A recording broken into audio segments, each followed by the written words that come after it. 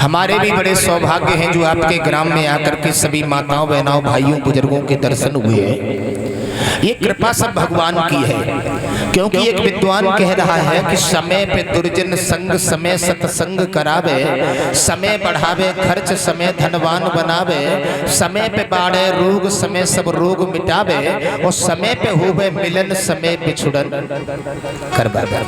आज इतना सुंदर समय है जो हमारे सभी भक्तगण इस पावन दरबार में बैठे हुए हैं और भगवान की कथाओं को सुन रहे हैं। ये परीक्षित जी बड़े सौभाग्य की बात है, और भगवान की कथा हर वक्त श्रवण भी नहीं कर सकता। श्रीमद् भागवत श्रवणम जन्म जन्मांतरे लभेत। जिन भक्तों के पूर्व जन्मों के संस्कार उदय होते हैं वो भक्त भगवान के दरबार में आकर के बैठ पाता है और भगवान की कथाओं को सुन पाता है। तो परीक्षित जी हमारे आपके बड़े अहोभाग्य हैं जो आपके ग्राम में भगवान की कथा चल रही है, और 7 दिन में हमारे बड़े बड़े विद्वान इस पावन दरबार में आ चुके हैं और मैं सभी को सम्मान कर रहा हूं। आइए कोई कार्य शुरू करने से पहले 2 मिनट ताली बजाते हुए भगवान की वंदना बोलते हैं। आगे हम भी आपको प्रसंग में जोड़ेंगे, तो ताली बजाते हुए 2 मिनट भगवान की वंदना सभी भक्त बड़े भाव से बोले सभी लोग। अरे मैंने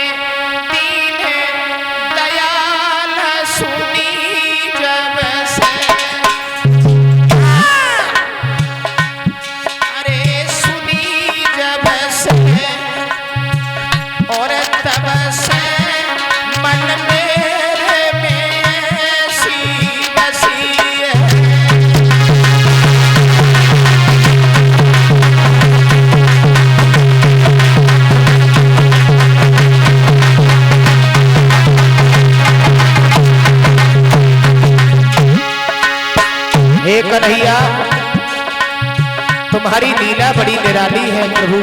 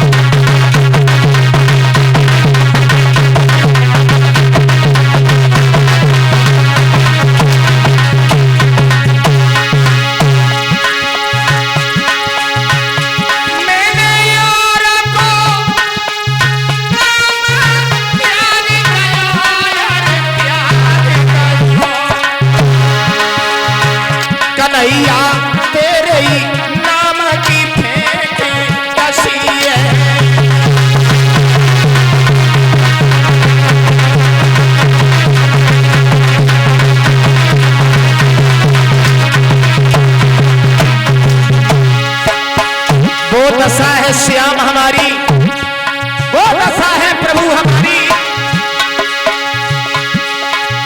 तुम बिन नाथ दशा है और जैसी जल जाल में मीन फंसी है।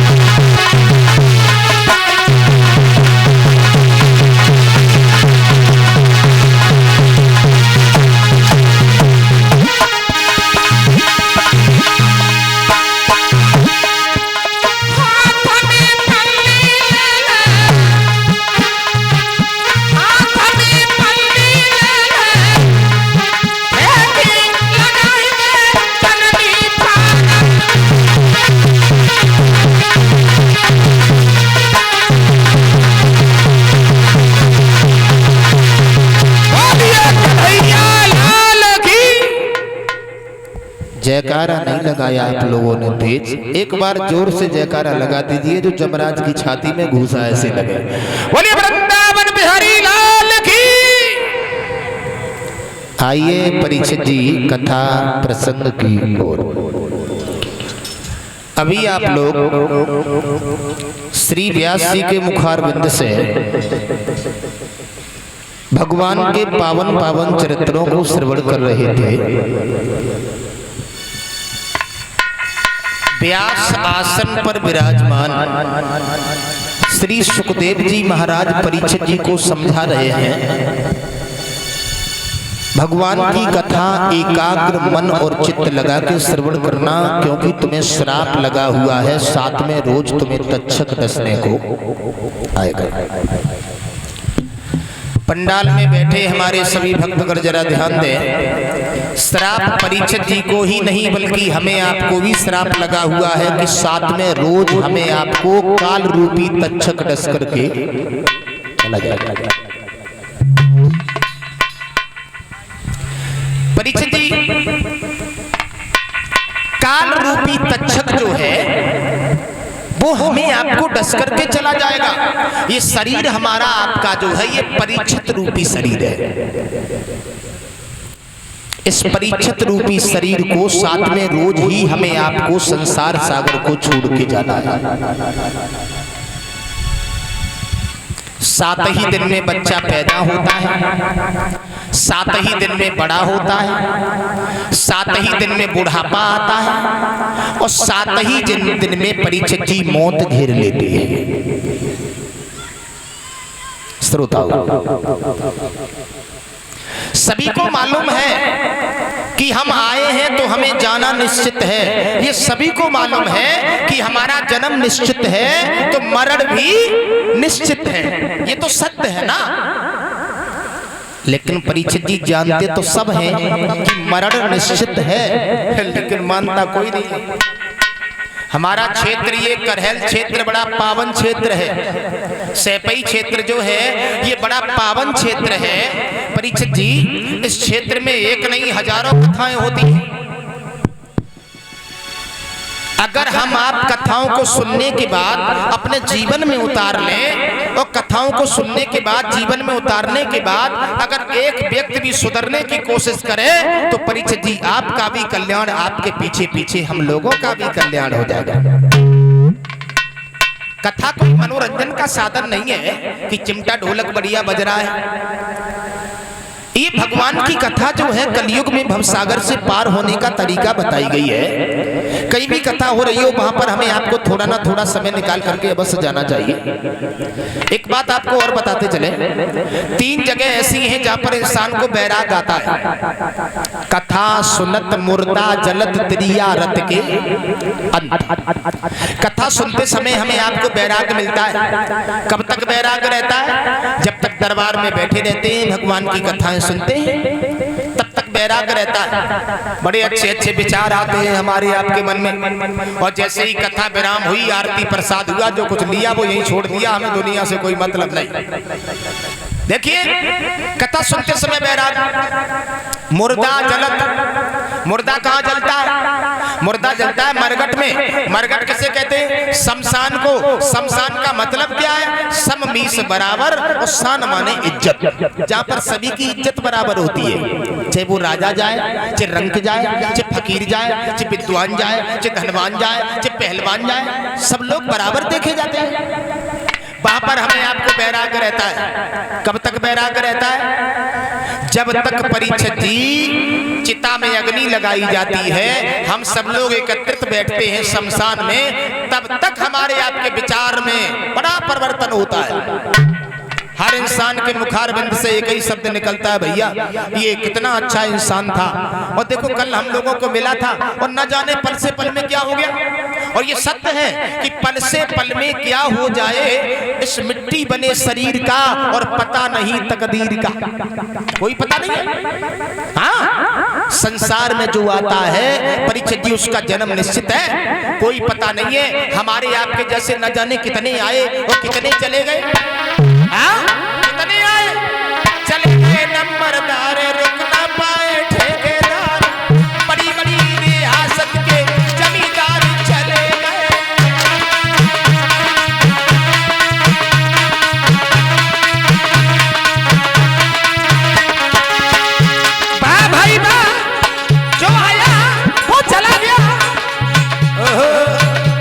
किसको है, जाना तो सभी को है ना।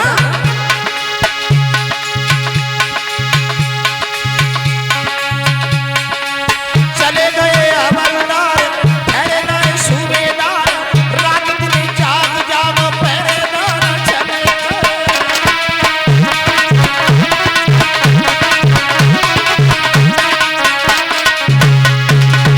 परीक्षित जी, राजा महाराजा सब बिना बैंक बाजा गए, उनके पीछे पीछे सारे कदरदार चले गए।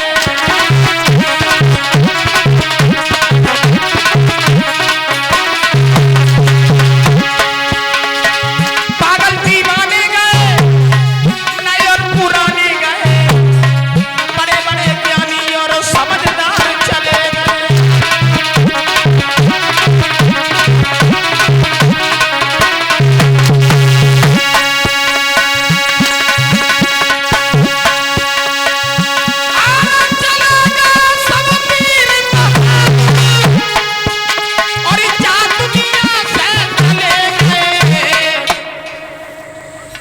लेकिन जाने कहाँ चले गए, लेकिन जाने कहाँ चले गए।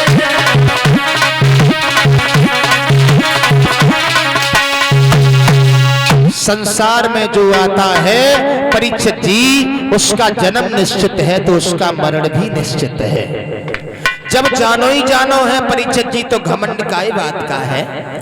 ये शरीर भी हमारा नहीं है भक्तों, पैदा किया किसी दूसरे ने, बड़ा किया किसी दूसरे ने, पढ़ाया लिखाया किसी दूसरे ने, सर्विस दी किसी दूसरे ने, और मर गए तो उठा के कौन ले गया, कोई दूसरा।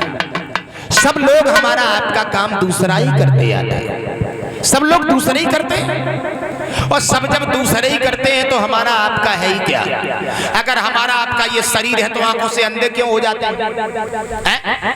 अगर हमारे आपके कान हैं तो बहरे क्यों हो जाते हैं? ध्यान देना, हमारा आपका संसार में कुछ नहीं है।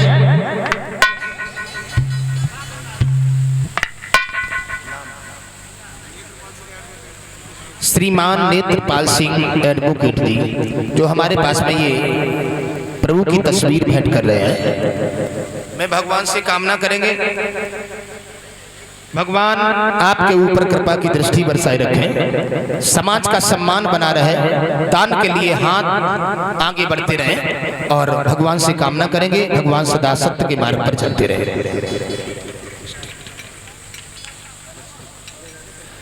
प्यारे भक्तों, संसार में हमारा आपका है कुछ नहीं, जो आता है वो चला जाता है। बैठी है दुनिया कमर कसे बस चलने की तैयारी है, और वो बिना कहे ही चल देता जिसकी जिस दिन बारी है। मौत का समय जो निश्चित है वो उसी समय पर आएगी, और जिस घड़ी मौत आ जाएगी वो घड़ी न टलने। एक बात और बताएं आपको, लोग हर इंसान के ऊपर अंगुली उठाने में लगे, फलाना इंसान बहुत खराब है, फलाना इंसान बहुत खराब है, एक दूसरे की बुराई, एक दूसरे के साथ छल कपट हम आप करते हैं ना।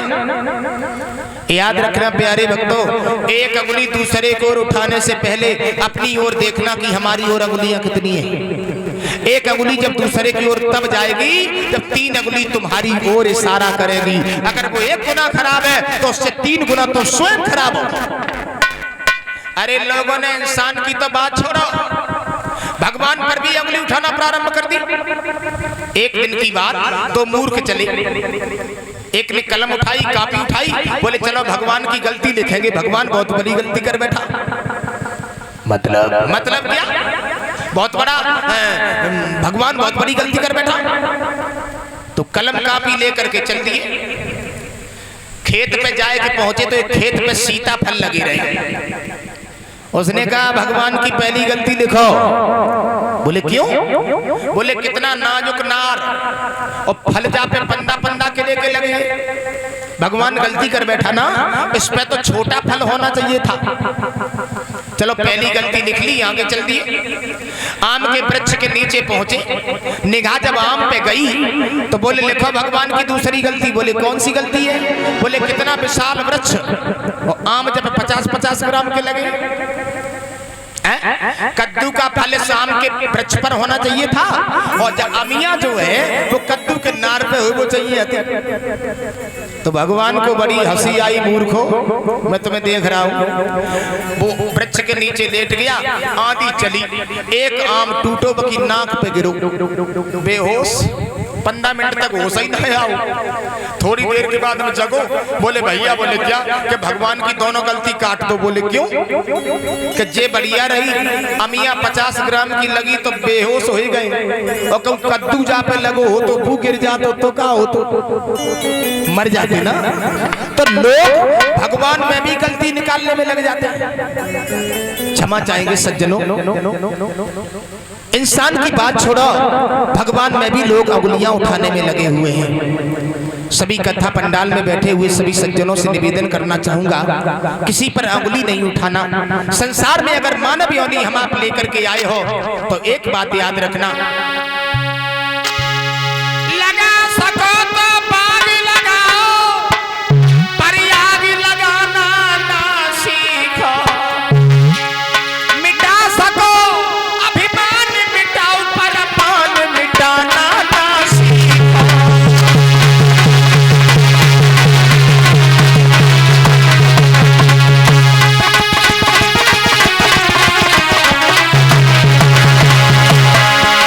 लगा सको तो बाग लगाओ, आग मत लगाओ मेरे भैया। लेकिन आजकल बाग काटे जा रहे हैं, आग लगाई जा रही है, ठीक उल्टा होता चला जा रहा है।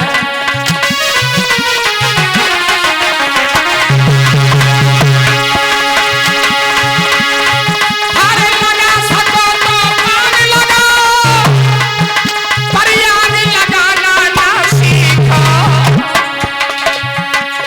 मिटा सको अभिमान मिटाओ, पर मान मिटाना ना सीखो।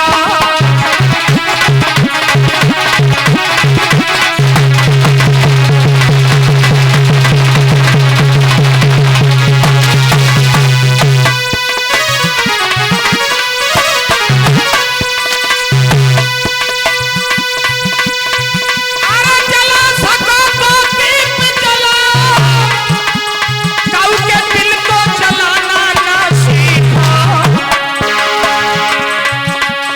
कमा सको तो पुण्य कमाओ, पर पाप कमाना ना सीखो।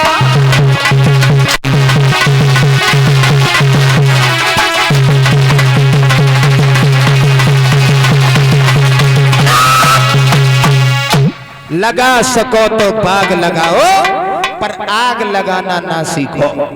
मिटा सको तो अभिमान मिटाओ, पर मान मिटाना ना सीखो। और कमा सको तो पुण्य कमाओ, पाप कमाना। अच्छे कामों के करने से, अच्छे कार्यों के करने से घर में प्रकाश हो जाता है, और बुरे कामों के करने से घर का विनाश। कर्म तेरे अच्छे हैं तो किस्मत तेरी दासी है, और नियत अगर साफ है तो घर में ही मथुरा काशी। एक बात मैं आपको और बताऊं, हमारे आपके ऊपर 4 कृपा होती हैं, 4। पहली कृपा होती है भगवान की। जो भगवान की कृपा हुई सज्जनों, जो हमें आपको मानव का रूप देकर के संसार में भेज दिया भगवान ने। और भगवान कहीं पशु बना देता तो खूटे में बंधे बंधे मर जाते। अरे भगवान से विनम्र निवेदन किया करो सुबह उठ करके कि भगवान तेरी लीला बड़ी निराली है, तूने हमारे ऊपर कृपा कर दी, जो तूने हमें मनुष्य बना दिया। दूसरी कृपा किसकी हुई? माँ और पिता की। जिस मैया ने हमें आपको जन्म दे दिया, लला, जिस माँ ने हमें आपको जन्म दे दिया, और अम्मा जन्म देते ही देते को नदी में फेंक जाती तो मर जाते ना। अरे भाई क्या पता, माँ जन्म देते देते क्यों गड्ढा में डाल जाती। लेकिन धन्य है मेरी माँ, जिस माँ ने हमें आपको जन्म दिया। तो दूसरी कृपा हुई माँ और पिता की। तीसरी कृपा किसकी हुई? तीसरी कृपा हुई गुरु की, जिस